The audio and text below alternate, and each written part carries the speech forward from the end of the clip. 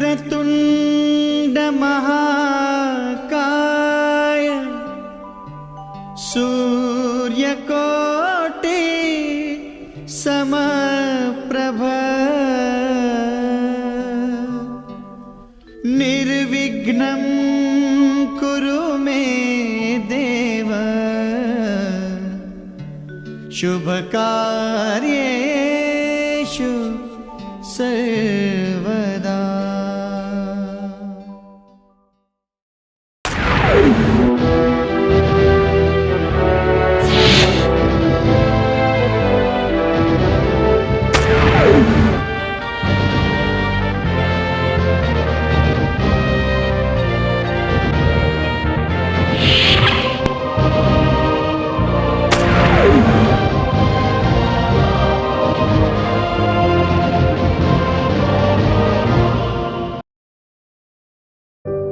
एक लड़की की शादी उसकी मर्जी के खिलाफ एक सीधे साधे लड़के से कर दी और उस लड़के का उसकी माँ के अलावा और कोई नहीं होता है और उसे शादी में बहुत सारे उपहार और बहुत सारे पैसे भी मिलते हैं। वो लड़की किसी और को प्यार करती है और वो लड़का भी उसे बेहद प्यार करता है। लड़की की शादी होने के बाद जब वो ससुराल आती है, सुहागरात के दिन लड़का दूध लेके आता है और आगे आप खुद ही देख लीजिए।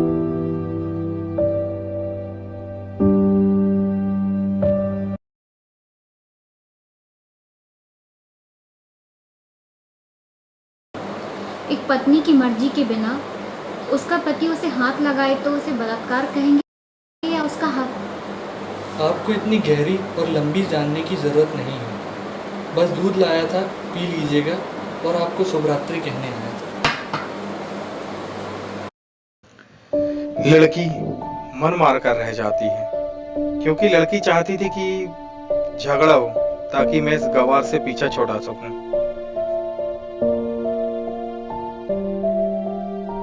है तो दुल्हन मगर घर का कोई भी काम नहीं करती, बस दिन भर ऑनलाइन रहती है, न जाने किस किस से बातें करती है।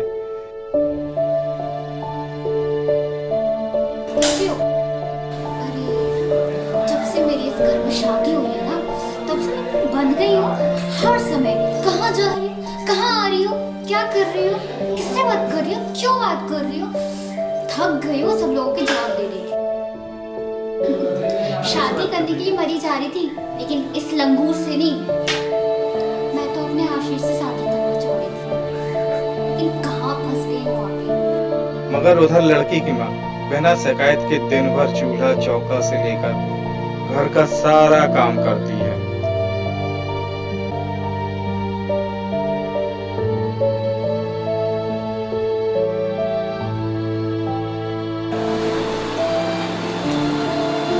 खाना कहाँ खाओगे? अपने कमरे में या हमारे साथ? मुझे नहीं खाना खाना आना। करीब महीने भर बीत गए मगर पति पत्नी अब तक साथ नहीं हुए। वैसे लड़का बहुत शांत स्वभाव वाला था, इसीलिए वह ज्यादा बातें नहीं करता था और सोने से पहले उसे डायरी लिखने की आदत थी जो वह हर रात को लिखता था।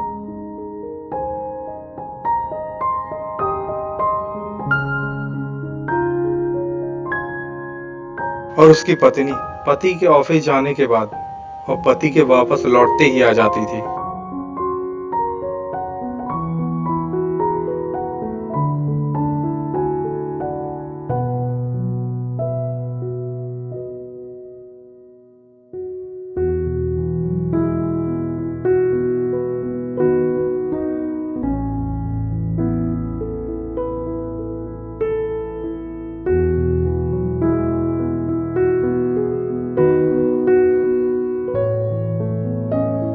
छुट्टी का दिन था, लड़का भी घर पे ही था। अच्छे भले खाने को भी गंदा कह के माँ को अपशब्द बोल के खाना फेंक दे। क्या करूं, इस घर से निकलने नहीं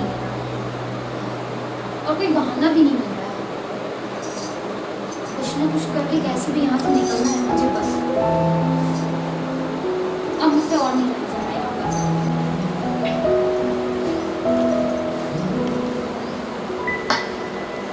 ले बेटे खाना खा। ये भी कोई खाना है? कभी तुम ढंग का खाना भी बना सकती हो? जब खाना जब बनाते नहीं आता तो एक नौकर क्यों नहीं लगा लेती हो? पर बेटा भूख लग रही है मुझे। ये क्या तमाशा लगा के रखा है? तुम्हारी हिम्मत कैसे हुई वहां से इस तरह बात करने की? तुम क्या?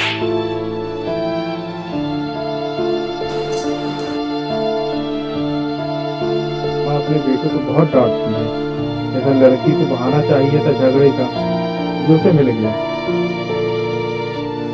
उन्होंने क्या किया? देख बेटा, कुछ भी हो जाए लेकिन तुझे बहू के ऊपर हाथ नहीं उठाना चाहिए। वो अपने माँ बाप को छोड़कर सिर्फ तेरे लिए यहाँ पर आई है। उससे इस घर में इज्जत मिलेगी, प्यार मिलेगा, तो एक न एक दिन वो सही में संभलेगी। और तुझे कोई कुछ कहे ये मैं सह नहीं सकता। वो सब तो ठीक है बेटा, लेकिन मारपीट समाधान नहीं है। हम प्यार से उसे समझाएंगे और मुझे यकीन है वो एक न एक दिन सुधर जाएगी। जब मैं उसके माँ बाप की इज्जत करता हूँ तो मैं भी चाहता हूँ वो मेरी माँ की इज्जत करे। एक न एक दिन सब ठीक हो जाएगा, बच्चे तू चिंता नहीं कर। लड़की रोज घर से बाहर जाती थी, वह अपने प्यार से मिलने जाती थी। लड़की भले ही टूटकर चाहती थी लड़के को, मगर उसे पता था कि हर लड़की की एक हद होती है जिसे इज्जत कहते हैं। वह उसको बचाए रखी थी तथा लड़की अपने प्यार के पास पहुंचकर कहती है, अब तो एक पल भी मुझे उस घर में नहीं रहना। कल तो उस गवार ने मुझ पर हाथ भी उठा दिया। अरे बेबी, मैं तो तुमसे कब से कह रहा हूँ कि भाग चलो मेरे साथ कहीं, पर तुम हो कि आजकल पे लगी। आई तो थी शादी के दिन तुम्हारे पास, तुम नहीं लौटा दिया मुझे। खाली हाथ कहाँ तक भागेंगे? तुम खुद बताओ। हमें कहीं दूर नई जिंदगी शुरुआत करनी है, उसके लिए पैसे तो लगेंगे ना। अरे मेरे घर वालों ने हमारे प्यार के बारे में जानकर मेरे पासबुक, मेरा एटीएम, मेरे गहने, पैसे सब कुछ रख लिए, तो मैं कैसे लाती? इंसान पहले सोचता है फिर करता है। अगर खाली हाथ भागते तो इसका कबूत 2 दिन में उतर जाता, समझी? जब भी मैं तुम्हें छूना चाहता हूँ तुम्हारे बहुत नखरे हैं। बोलती हो शादी के बाद। शादी के बाद ही सब कुछ अच्छा लगता है, और वैसे भी सब कुछ तो तुम्हारा है। आज भी मैं एक कुंवारी लड़की की तरह हूँ शादी होने के बाद। उस गवार के साथ तो मेरा कोई संबंध भी नहीं है। मैं तुम्हें अपना पति मान चुकी हूँ, बस तुम्हारे नाम का सिंदूर लगाना बाकी। ठीक है, मैं तैयार हूँ, मगर इस बार कुछ पैसे ज़रूर ले आना। ये मत सोचना कि हम दौलत से प्यार करते, हम सिर्फ तुमसे प्यार करते हैं। बस छोटे मोटे बिजनेस के लिए पैसे चाहिए। मेरे बाप ने तो वैसे उसे 3 लाख और मारुति दे चुके हैं। मुझे नहीं लगता उसके पास वो पैसे होंगे। बस मेरे पास जो गहने हैं मैं वो लेकर आऊँ। ठीक है, मैं तुम्हें होटल का एड्रेस सेंड कर दूँगा।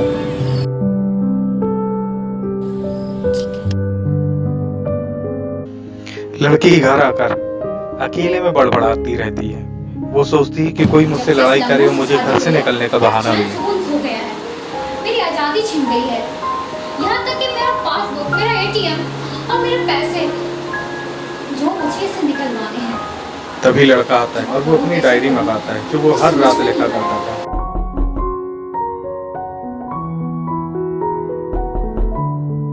वहाँ अलमारी से मेरी डायरी दे दो, फिर बंद करना दरवाज़ा, हम परेशान नहीं करेंगे।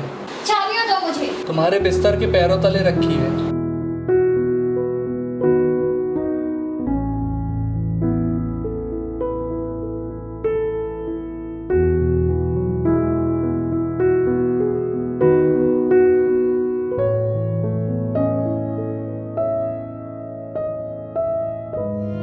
तुम्हारे पापा ने एक दिन मेरी माँ की जान बचाई थी अपना खून देकर। मैं अपनी माँ से बेहद प्यार करता हूँ, इसलिए मैंने झुककर आपके पापा को प्रणाम करके कहा कि आपका ये अनमोल एहसान कभी नहीं भूलूंगा। कुछ दिन बाद आपके पापा हमारे घर आए, हमारे तुम्हारे रिश्ते की बात लेकर, मगर उन्होंने आपकी हर बात बताई हमें कि आप एक लड़के से बेहद प्यार करती हो। आपके पापा आपकी खुशी चाहते, इसलिए वह पहले लड़के को जानना चाहते थे। आखिर आप अपने पापा की प्रिंसेस जो थी, और हर बाप अपने प्रिंसेस के लिए एक अच्छा ईमानदार प्रिंस चाहता है। आपके पापा ने खोज करके पता लगाया कि वह लड़का बहुत सी लड़की को धोखा दे चुका है और पहली शादी भी हो चुकी है, पर आपको बता ना सके क्योंकि उन्हें पता था कि ये जो इश्क का नशा है वह हमेशा अपनों को गैर और गैर को अपना समझता है। एक बाप के मुंह से एक बेटी की कहानी सुनकर मैं अचंभित हो गया। हर बाप यहाँ तक शायद ही सोचे। मुझे यकीन हो गया था कि एक अच्छा पति होने का सम्मान मिले न मिले, मगर एक दामाद होने की इज्जत मैं हमेशा पा सकता हूँ। मुझे दहेज से मिले सारे पैसे मैंने तुम्हारे अकाउंट में कर दिए हैं, और तुम्हारे घर से मिली गाड़ी आज भी तुम्हारे घर पे है, जो मैंने इसलिए भेजी ताकि जब तुम्हें मुझसे प्यार हो जाए तो साथ चलेंगे कहीं दूर घूमने। दहेज इस नाम से नफरत है क्योंकि मैं दहेज में अपनी बहन और बाप को खोया है। मेरे बाप के अंतिम शब्द भी यही थे कि किसी की बेटी के बाप से कभी 1 रुपया न लेना, मर्द हो तो कमा के खिलाना। तुम आज़ाद हो, कहीं भी जा सकती हो। डायरी के 20 पन्नों पर तलाक के पेपर हैं जहां मैंने पहले ही साइन कर दिया। जब तुम्हें लगे कि अब इस गवार के साथ नहीं रहना तो साइन करके कहीं भी अपनी सारी चीज़ें लेके जा सकती हो।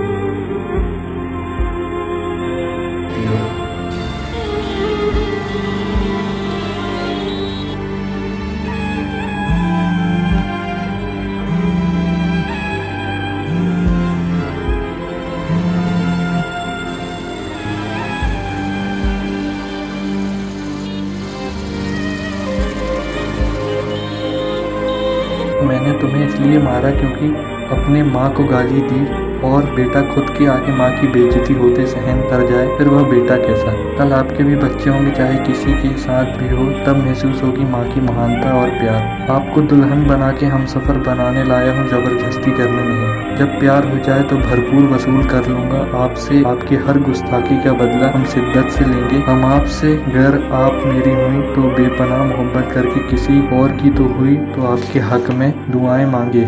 और डायरी पढ़ने के बाद लड़की रोते रोते कब सो गई उसे पता ही नहीं चला।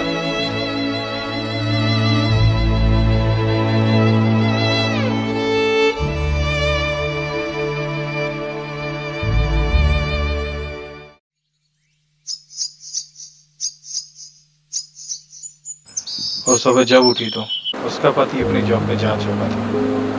माँ, हाँ, आपसे कुछ कहना चाहती हूँ। हाँ बोलो। आज तक मैंने जो भी किया है आपके साथ, उसके लिए मुझे माफ़ कर दीजिए। मैं आज से आपका और अपने पति दोनों का ख्याल रखूँगी माँ। प्लीज़ मुझे माफ़ कर दीजिए। ठीक है मेरे बच्चे, कोई बात नहीं। मुझे मालूम था कि एक न एक दिन तुझे राहुल के सच्चे प्यार का एहसास जरूर होगा और सब कुछ ठीक हो जाएगा। आखिर उसके पति की सादगी और भोलेपन ने उसे अपना बना ही लिया। माँ, आपके लिए एक सरप्राइज है। क्या? आप तैयार हो जाइए, फिर चलते हैं। पर कहाँ? वो सरप्राइज है माँ। ठीक है।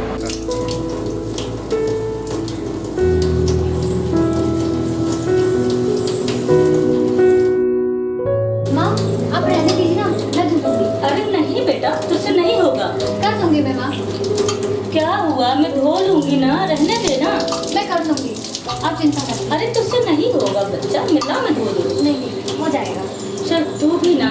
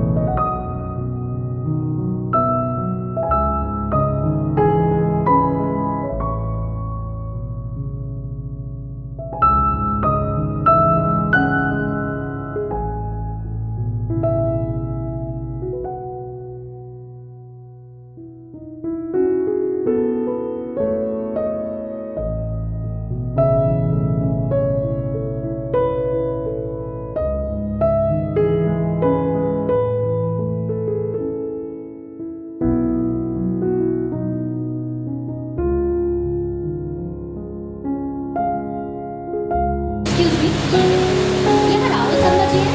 जी मैम। मुझे वो बुला दीजिए। क्या बात है? उनकी वाइफ, मेरे हस्बैंड। प्लीज मंगवा दो।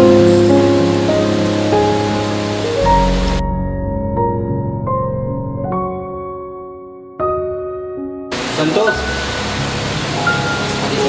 राहुल शर्मा। जी जी बुला दीजिए मुझे।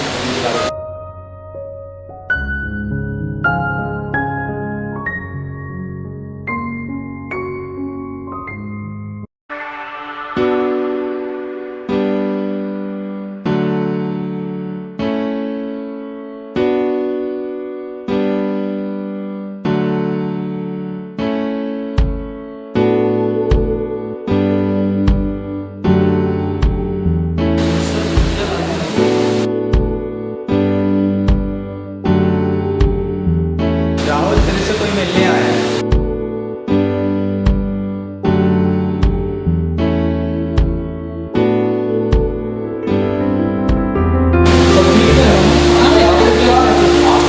आप सब ठीक